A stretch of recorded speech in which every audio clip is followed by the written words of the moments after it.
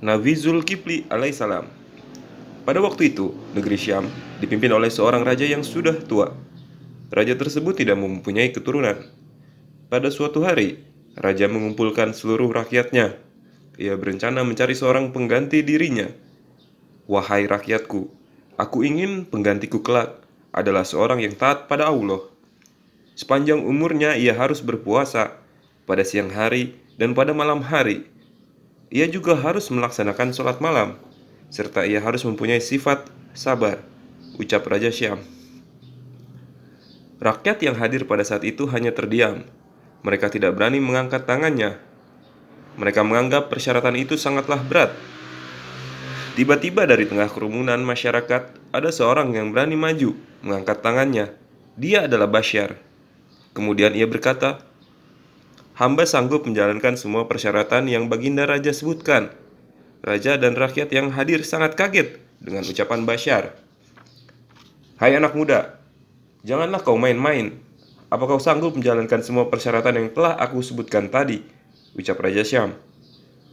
Basyar menjawab, "Insya Allah aku sanggup menjalankan semua persyaratan yang Baginda sebutkan."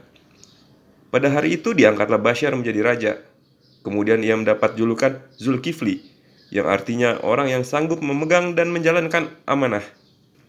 Selama menjadi raja, Nabi Zulkifli selalu berpuasa pada siang hari dan beribadah malam hari. Ia memimpin negeri Syam menjadi lebih baik. Sifat setan yang tidak senang melihat hamba-hamba Allah yang soleh.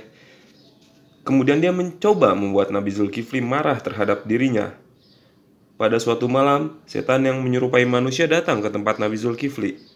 Ia minta permasalahan diselesaikan oleh Nabi Zulkifli.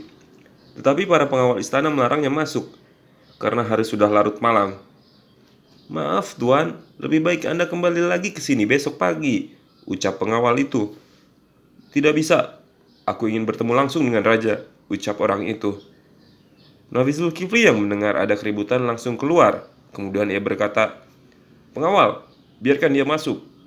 Oleh Nabi Zulkifli, tamu itu dipersilakan menceritakan masalahnya. Akan tetapi tamu hanya mengumpat kepada Nabi Zulkifli. Dia ingin membuat Nabi Zulkifli marah terhadap dirinya. Yang dilakukan Nabi Zulkifli hanyalah bersabar sehingga membuat tamu itu bosan dan minta izin untuk pulang. Para pengawal bertanya, "Sebenarnya siapakah tamu itu, tuan?"